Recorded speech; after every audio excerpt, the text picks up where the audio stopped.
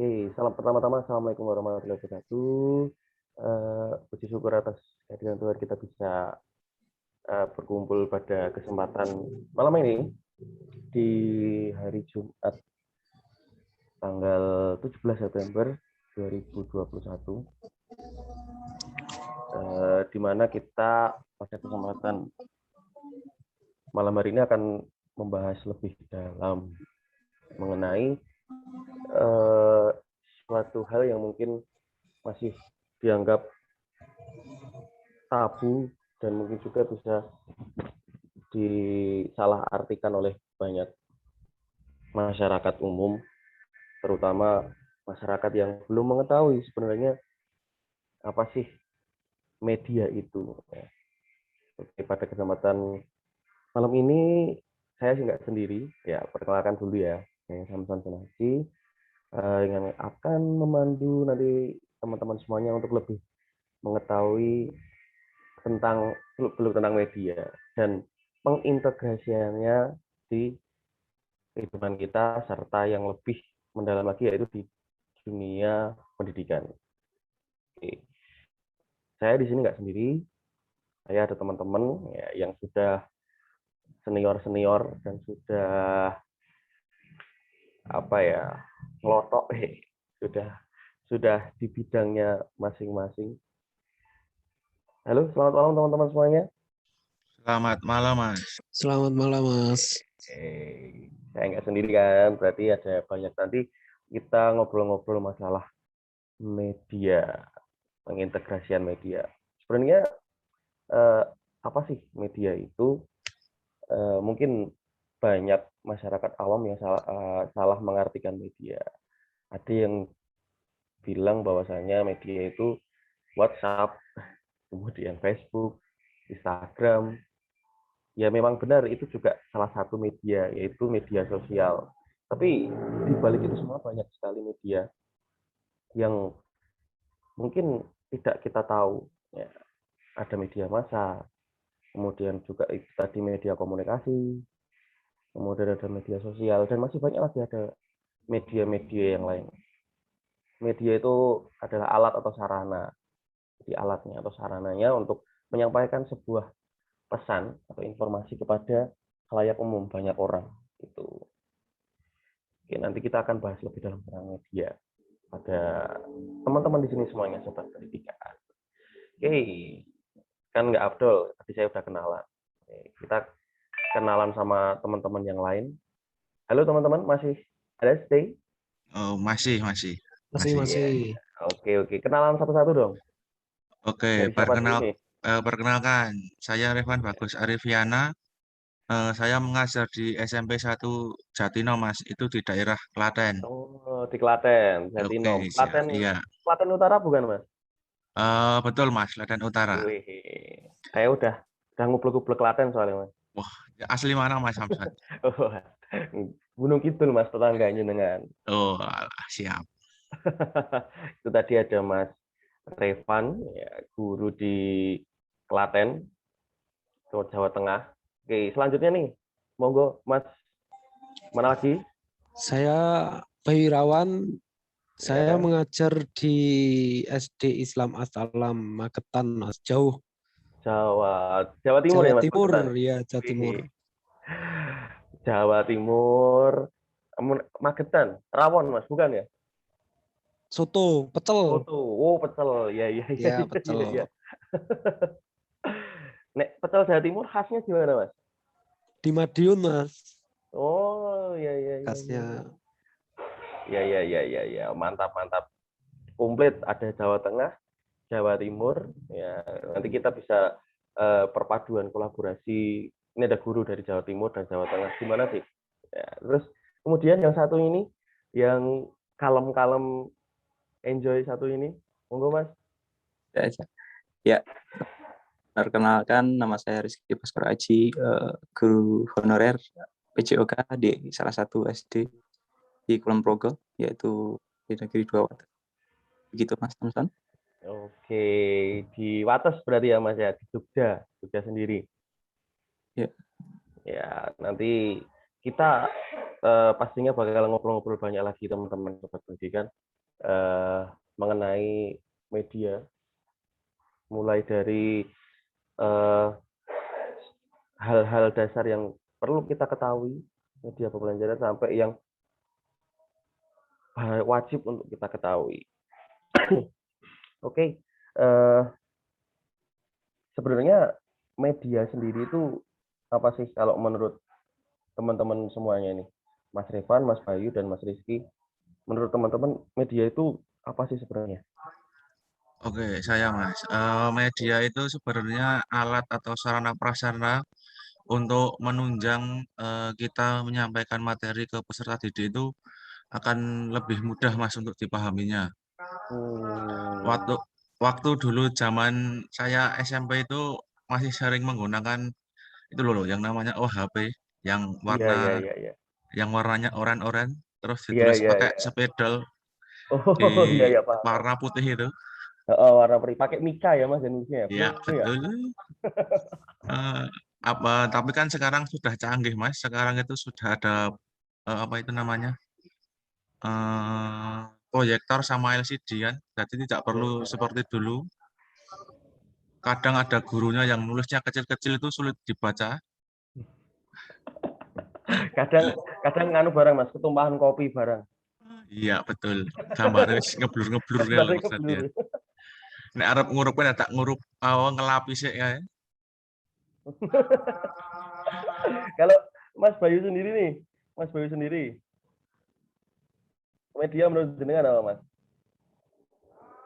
Mungkin untuk komunikasi aja ke peserta didik biasanya.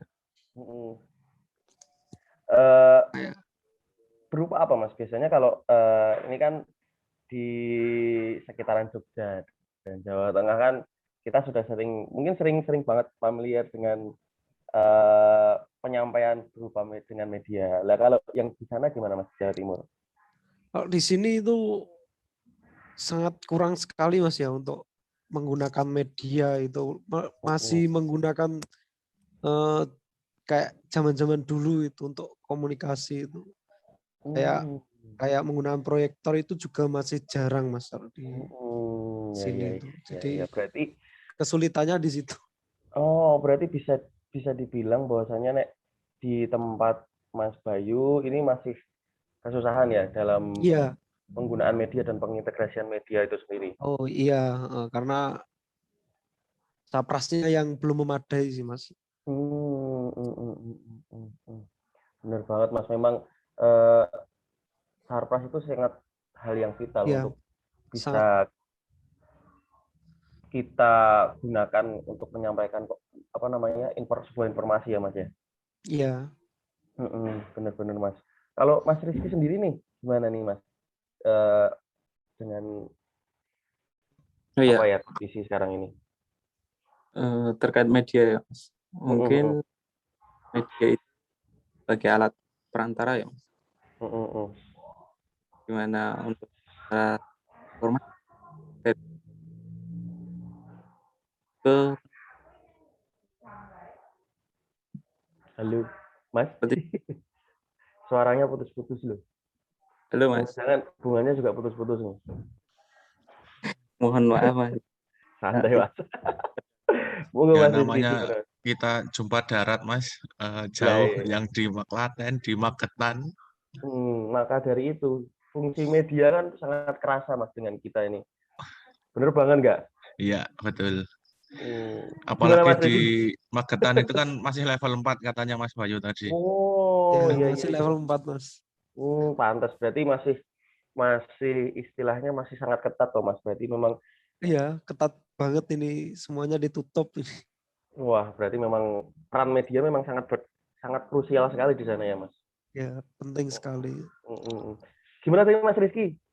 Jenengan sendiri loh yang ini belum jawab tadi.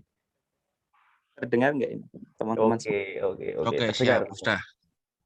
Mohon maaf ini soalnya pedalaman, Mas, jadinya agak susah. Yo, nggak naik pedalaman. Wah, sudah di kota loh.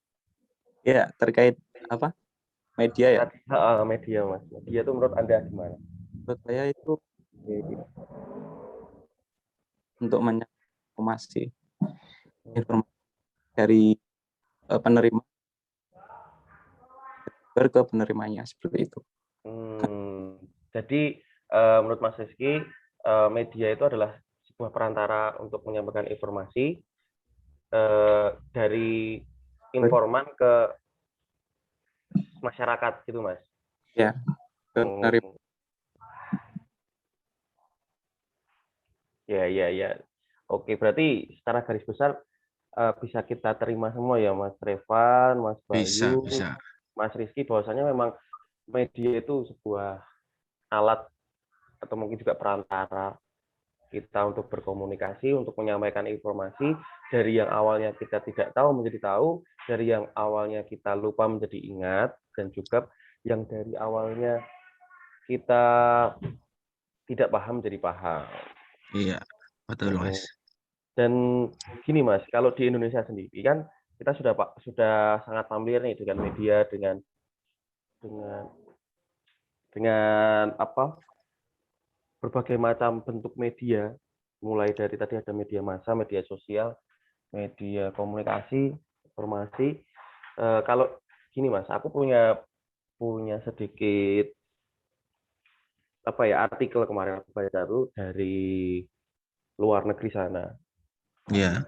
Kita kan akan membahas ke media pembelajaran toh. Oh iya betul, Ini yang tadi media secara umum. Media secara umum. Tadi kan dari umum kita langsung masuk ke khusus nih Mas. Oke, siap. Ke ranah kita masing-masing. Nah, kalau media pembelajaran, aku membaca beberapa artikel di sana. Itu media itu sangat penting sekali untuk menunjang pembelajaran. Jadi sudah sangat istilahnya modern sekali di negara-negara Eropa, negara maju sana sudah sangat krusial sekali Mas media itu untuk mendukung kita dalam pembelajaran. Nah, ini tuh ada sebuah metode di Eropa sana Mas. Ini dari buku yang saya baca itu namanya model, ini bacanya kalau salah maaf ya Mas ya, Assure.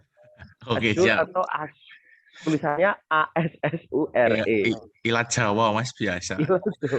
Iya, Assure benar. Assure. Nah, Assure ini tuh sebuah metode, sebuah model pembelajaran, bukan model pembelajaran sih Mas. Model model yang digunakan untuk menerapkan media pembelajaran di sana. Ya, membantu guru untuk merencanakan pelajaran atau pembelajaran secara efektif dan mengintegrasikan penggunaan teknologi dan juga media di kelas. Jadi ada macam terobosan baru dari sana Mas. Di situ ada 6 langkah. Ya, Assure sendiri itu sebuah singkatan. Apa itu? Singkatan.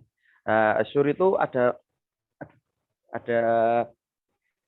yang pertama adalah analisis, Mas. Ya, analisis peserta didik.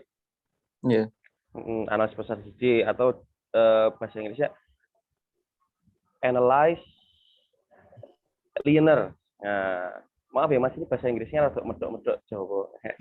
Atau bisa kita artikan itu analisis peserta didik. Nah, analisis peserta didik ini kita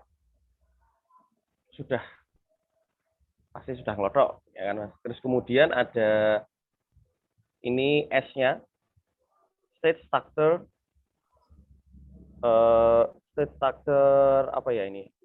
objektif. Nah, ini ada standar dan tujuan.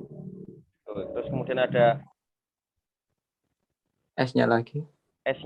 Yang kedua adalah select strategis.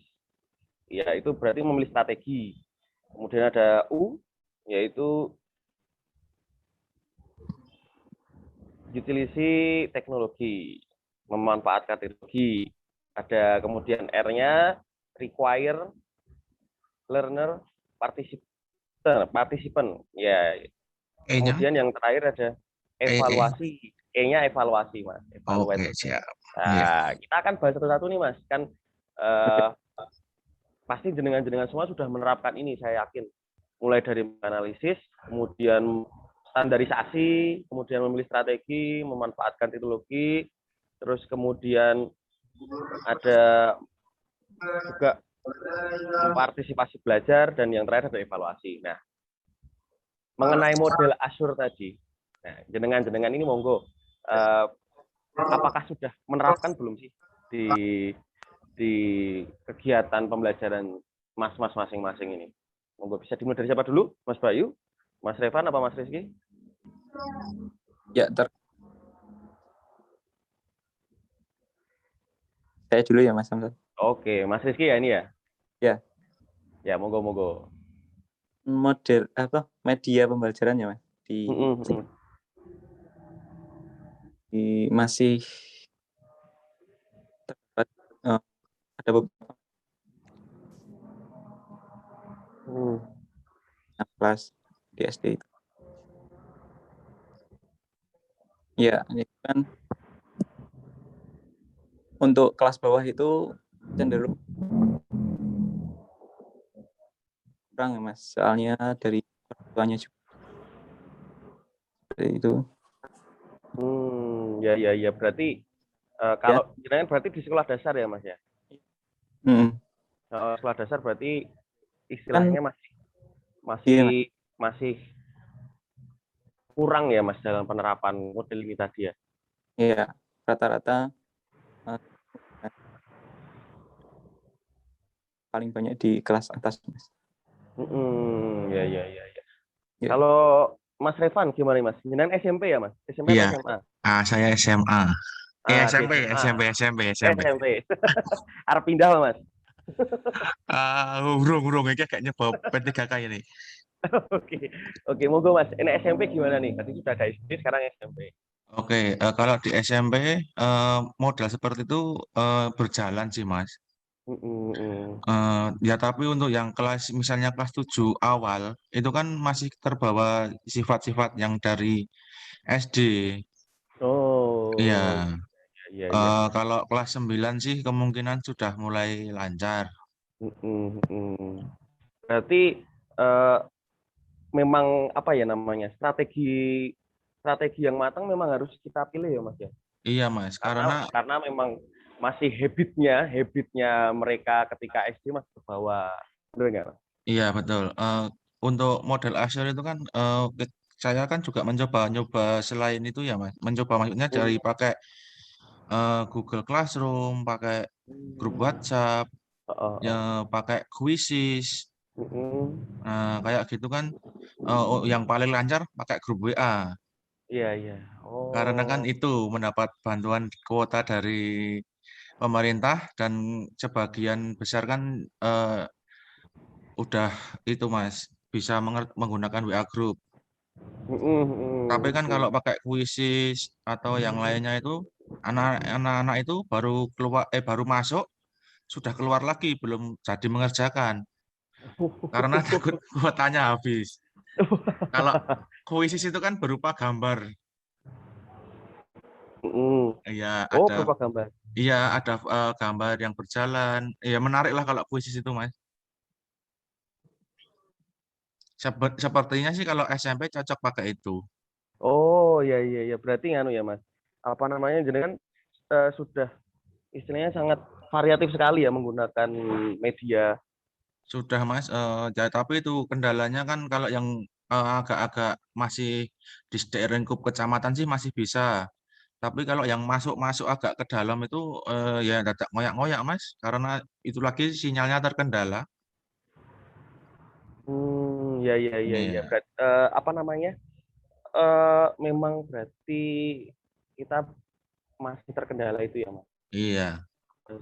Terutama di apa namanya, di Indonesia ini kan memang pemanfaatan media itu memang Masih sangat di bawah kurang Mas. rata-rata ya. Di bawah rata-rata Iya. bahkan ya Mas ya. Iya.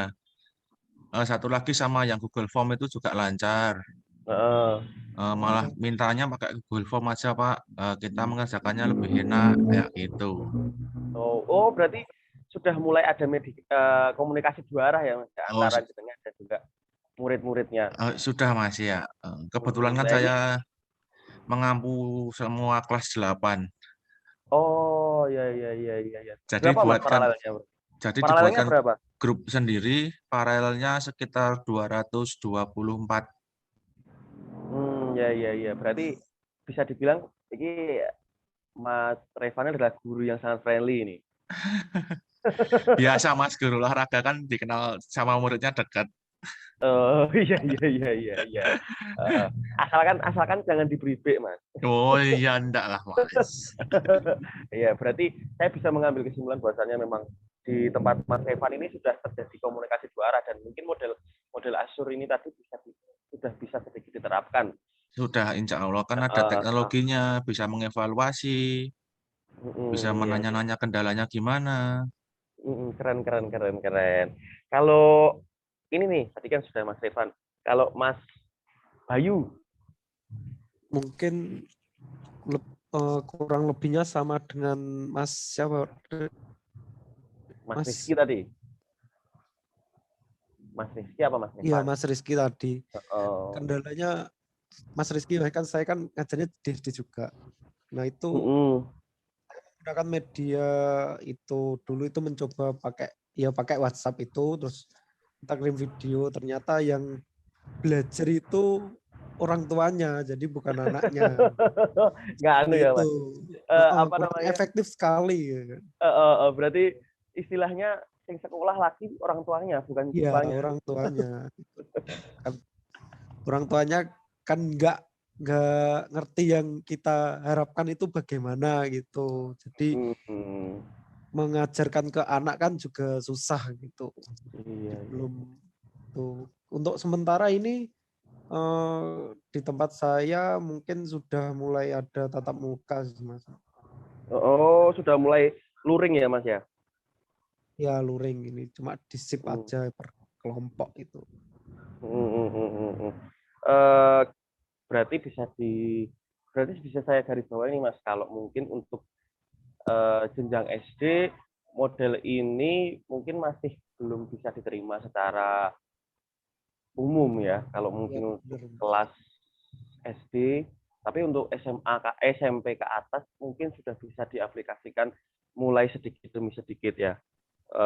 Model Azure ini tadi saya lihat dari Mas Rizky, juga teman-teman pendidik kita di luar sana yang guru-guru pendidik mungkin juga sudah menerapkan, Mas, sepertinya. Dan dengar ini Mas Bayu juga punya satu kolega ya, Mas ya, di sana ya. Iya. Satu kolega yang dia juga mengampu guru penjas juga, Mas. Mengampu penjas juga. Guru penjas juga. Ini Mas Rizky kemarin berarti mungkin sudah tanya-tanya juga ya kepada beliau. Ya Mas, mungkin untuk nanti bisa dibarkan. Oke, berarti gini aja, Mas, kita liatin cuplikannya ya nanti ya. Oke, siap. Kita dengarin. Biar kita dengarkan bersama-sama biar nanti kita bisa komentar nih gimana nih pengintegrasian media. Pengintegrasian media di Indonesia terutama. Oke, kita dengarkan bersama. Setiap mau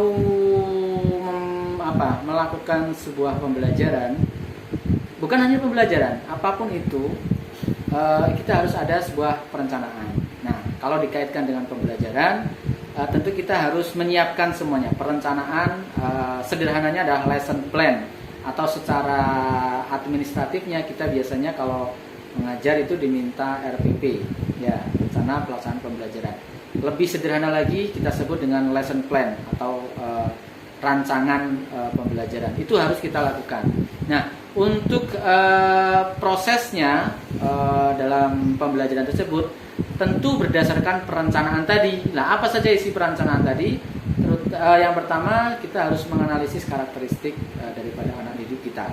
Nah, setelah kita menganalisis karakteristiknya, kita akan tahu gambaran kita untuk mengajar anak ini dikasih model pembelajaran yang seperti apa.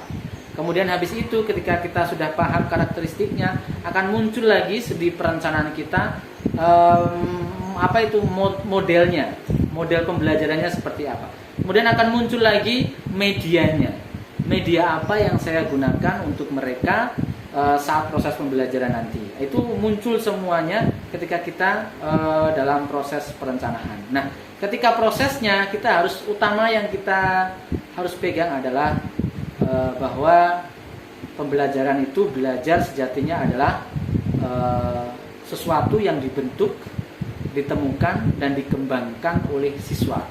Jadi di sini intinya adalah student center. Jadi siswa yang menjadi pembelajar. Apa peran guru? Guru hanya sebagai fasilitator, penyedia media, penyedia sarana sebagai cara mereka memfasilitasi mereka untuk memenuhi kebutuhan atau rasa ingin tahu mereka. Prosesnya bagaimana? Kita hanya memberikan clue-clue, kemudian mereka yang melaksanakan. Nah, kita hanya mendampingi, ada kekurangan, kita tunjukkan, kita tutup dengan penyampaian kita dan lain sebagainya. Kreativitas mereka akan muncul seiring berjalannya proses pembelajaran tersebut. Jadi gini, untuk kita mampu menjadikan siswa itu sebagai student center, memang yang perlu kita ketahui di awal sebagai awal perencanaan adalah karakteristik belajarnya. Nah, untuk penerapan itu sebenarnya ada dalam kurikulum nasional sudah diterapkan yang disebut dengan scientific approach, pendekatan secara saintifik, yaitu pendekatan secara konkret melalui yang pertama mengamati, kemudian menanya dan seterusnya. Nah, proses itu harus kita ketahui. Untuk anak-anak sekolah dasar, mereka butuh sesuatu yang bersifat konkret, yang mereka kenal, yang mereka sering temui di sekitarnya. Maka akan sangat baik ketika materi-materi yang kita sajikan itu tidak jauh berbeda dengan hal-hal yang ada di sekitar mereka. Jadi seperti itu. Oke, mungkin terbersit dari pernah dalam kehidupan kita, penjas atau materi olahraga apakah bisa dengan menggunakan teknologi? Kayaknya kan enggak kan, karena penjas itu lebih pada aktivitas langsung di lapangan, kok menggunakan teknologi. Nah, dengan kan itu sebagai kebutuhan, karena mungkin saat ini anak-anak kita, siswa-siswi kita adalah generasi terbaru, generasi yang sangat dekat dengan yang namanya teknologi. Nah, sebagai usaha kita untuk mengoptimalkan itu penggabungan antara teknologi dengan pembelajaran, kita tidak boleh melihat hanya materi ini atau materi ini, tidak. Sebagai guru kita harus kreatif. Dalam penerapan dalam penjas, apakah teknologi itu bisa diterapkan dalam materi penjas? Tentu saja bisa. Di teknologi tersebut mungkin sebagai untuk langkah konkret atau kegiatan konkret di lapangan, kita tidak menggunakan teknologi, apalagi di daerah-daerah yang mungkin atau sekolah-sekolah yang secara fasilitas itu sarananya terbatas. Tapi mereka dekat dengan yang namanya teknologi HP atau internet. Nah, penggunaannya bisa dengan menggunakan teknologi sebagai cara memotivasi agar anak-anak itu lebih bersemangat dan memiliki motivasi untuk belajar olahraga. Karena tidak menutup kemungkinan ada beberapa anak yang tidak suka dengan olahraga atau malas-malasan ketika diajar olahraga. Penerapan teknologi dalam mata pelajaran olahraga mungkin nampaknya itu agak susah. Dalam konteks di sini teknologi mungkin konteksnya konteks HP, penggunaan internet seperti itu. Nah, apakah itu masih bisa? Tentu saja masih bisa. Di antaranya adalah untuk sebagai peningkatan motivasi anak-anak kita untuk lebih bersemangat dalam berolahraga, mempelajari materi-materi olahraga. Bagaimana caranya? Kita bisa menunjukkan pada anak-anak kita. Kalau memang itu kita sebagai tugas motivasi rumah, bisa kita kirimkan link-link atau video-video yang di sana memberikan contoh atlet-atlet yang luar biasa, model-model latihan olahraga yang luar biasa, yang di sana ada prestasinya, ada unsur prestasinya yang membanggakan orang tua, membanggakan keluarga, teman, negara. Itu merupakan salah satu cara kita memanfaatkan teknologi dalam aspek pembelajaran olahraga. Nah, yang terjadi seperti itu. Nah, untuk kita bisa membentuk sebuah pembelajaran yang baik, tentu karakteristik kita harus mampu mengelompokkan beberapa siswa kita dalam satu kelas itu menjadi beberapa kelompok. Nah, kan tentunya seperti itu agar nanti pembelajaran bisa lebih baik. Nah, ada beberapa hal yang harus kita menjadi dasar kita untuk mengelompokkan siswa, untuk mendesain proses pembelajaran. Yang pertama adalah kita lihat etnisnya, kita lihat jenis kelamin dari siswa kita. Apakah kita campurkan laki-laki dengan perempuan secara langsung, apakah dari berbagai etnis, berbagai suku langsung kita campurkan, apakah kita beda-bedakan. Nah, itu menjadi dasar juga daripada kita ketika kita ingin merencanakan sebuah proses pembelajaran. Di samping itu ada juga minatnya. Nah, pasti kita semuanya sebagai seorang pendidik pasti tahu ada siswa yang kelihatan sangat berantusias untuk mengikuti pembelajaran, ada yang kelihatan malas-malasan, ogah-ogahan untuk mengikuti pelajaran. Nah, itu juga merupakan hal yang harus kita ketahui ketika kita akan melakukan sebuah atau mengambil rencana pembelajaran yang akan kita lakukan kepada anak-anak. Nah, mungkin itu. Tentu saja teknologi itu memiliki dampak, khususnya entah itu negatif atau positif, terutama untuk anak-anak pelajar, khususnya anak-anak sekolah dasar. Nah, tentu itu akan ada dampaknya. Ketika mereka mulai mengenal teknologi dan kita tidak waspada terhadap penggunaan teknologi tersebut dalam pembelajaran, maka efeknya bisa buruk, baik dari segi karakter maupun kreativitasnya. Bisa saja mereka terlampau, karena anak-anak itu biasanya rasa ingin tahunya itu tinggi. Jadi seharusnya dia hanya mempelajari A, ternyata dia mempelajari B. Baik kalau dia mempelajari sesuatu yang positif lebih banyak dari materi itu, tapi negatifnya adalah ketika dia menyimpang dari materi itu dan dalam tanda kutip itu belum layak untuk mereka ketahui. Itu. Jadi begini, untuk kita mampu mengintegrasikan sebuah teknologi pada proses pembelajaran, itu tentu kita harus tahu yang pertama adalah karakteristik daripada anak didik kita, karakteristik daripada lingkungan kita. Nah, kalau kita sudah tahu, maka kita lihat apakah memang teknologi itu nanti bisa masuk kita masukkan ke dalam proses pembelajaran atau tidak. Nah, ketika nanti sudah tahu, nah maka dari situ kita harus menentukan atau menganalisis daripada siswa-siswi kita, apakah mereka ini mampu ataukah bisa ketika kita menerapkan sebuah teknologi pada pembelajaran yang akan kita berikan. Ya, memang banyak disampaikan oleh teman-teman pendidik bahwa ketika anak-anak itu melihat video, banyak mereka itu bosen. Mungkin baru ditonton beberapa detik udah bosen. Bahkan orang tua mereka yang menonton sekaligus mengerjakan tugas yang ada dalam video itu. Di sini kita dituntut sebenarnya kreativitas kita dalam pengoptimalan penggunaan teknologi. Video itu tentu saja jika video itu adalah sebuah penjelasan, pasti anak-anak itu akan bosan. Karena masih dalam benak mereka bahwa teknologi yang mereka pegang, dalam hal ini adalah HP, adalah sebuah hiburan. Maka ketika kita ingin memanfaatkan teknologi dalam konsep pembelajaran, maka carilah materi-materi atau itu jika itu membuat sendiri, buatlah materi di situ yang ada unsur hiburan bagi mereka dan dekat dengan mereka.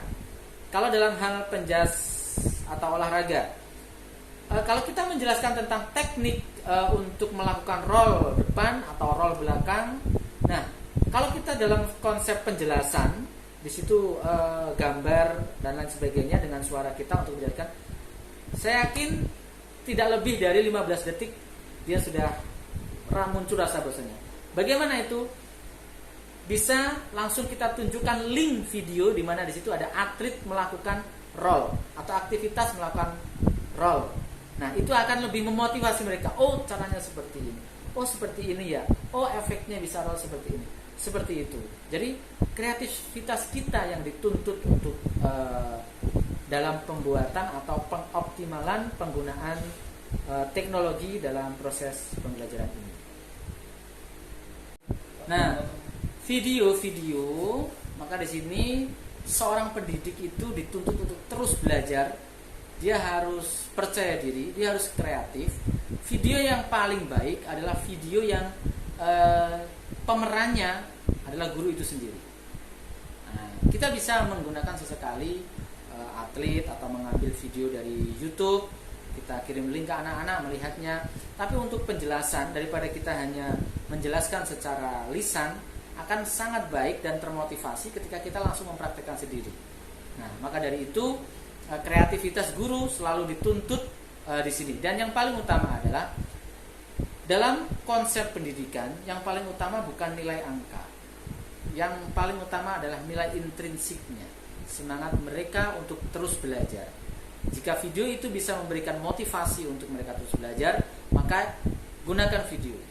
Nah, itu utamanya. Bukan semata tentang nilai A, B, C, 100, 200, atau 70, 80. Itu adalah nomor sekian. Yang pertama adalah membuat mereka menjadi sosok pembelajar sepanjang hayat. Kemudian yang paling paling penting adalah evaluasi.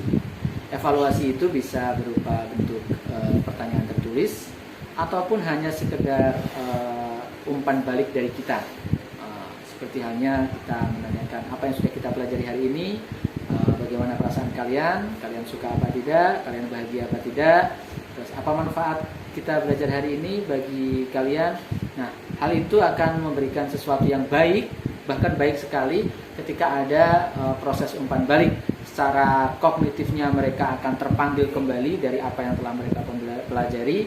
Secara psikisnya mereka akan merasa lebih baik lagi. Mereka akan merasa tersentuh ketika kita bertanya bagaimana perasaan kalian ketika mempelajari materi ini. Di situ akan menjadi evaluasi kita, bahan kita untuk pertemuan berikutnya. Nah, tadi udah kita dengar bersama teman-teman semuanya pendapat atau mungkin juga cerita curhatan tentang pengintegrasian media di Indonesia. Dan bisa saya tarik kesimpulan sih ini teman-teman semuanya, Mas Bayu, Mas Revan, dan juga teman-teman sobat pendidikan yang lain, dalam hal pengintegrasian media ini sangat perlu kita perhatikan sekali, terutama dalam mata pelajaran PINJAS. Itu mulai dari karakteristik peserta didik, kemudian peran orang tua, kemudian juga peran orang-orang sekitar kita dalam pengintegrasian media itu sangat penting, Mas. Jadi bahwasannya sebuah materi pelajaran itu akan lebih bisa mencapai sasaran atau juga bisa terrealisasikan tujuannya, informasinya melalui media itu tadi. Benar nggak, Mas Revan, Mas Bayu? Iya, Mas, betul sekali. Mas. Memang di abad 21 ini media atau inter apa namanya tadi? Apa, Mas? Namanya tadi interpretasi. Interpretasi. Nah, interpretasi media itu memang sangat penting, Mas. Apalagi di zona pandemi ini kan kita memang tuntut untuk bukan ahli sih, kita harus mengikuti perkembangan zaman, harus ahli IT maksudnya. Mas, dan juga peran media itu sendiri itu sebenarnya mencakup itu, Mas. Kalau kita di tujuan pembelajaran masih ingat nggak, Mas, ABCD? Ada Ya betul. audiens, Iya, Ada audien, ada behavior, ada condition, dan juga ada degree. iya betul. Iya. Nah, itu Betul peran sekali. media sangat mencakup itu semua, Mas. Sangat mencakup itu semua, dan itu memang tujuan pembelajaran akan lebih bisa maksimal ketika media itu bisa menjadi sarana kita, jembatan kita untuk mengetahui sebuah informasi secara lebih mendalam. Iya, Nah, karena dengan media kita juga bisa mempermudah menyampaikan tujuan kita pendidikan untuk peserta didik. nah, benar sekali Mas Bayu, Mas Deva. Ya nggak kerasa ini Mas, kita udah ngobrol-ngobrol ngalor ngidul, ngitan ngulon, udah lama banget Kerasa nih wis Mas. setengah jam Banget ya. sih. Udah setengah jam lebih. Nanti ndak kupingnya para pendengar, para sobat pendidik ini ndak panas. Kasihan. Mungkin kita haturkan terima kasih untuk teman-teman yang sudah mendukung perbincangan kita ini tadi ya Mas ya. Ya, Terutama Mas Siap. Evan, Mas Siap. Bayu, Mas Mas Amar Rizky. juga, Mas Rizky, Pak Amar juga kami ucapkan terima kasih sudah bersedia menjadi narasumber.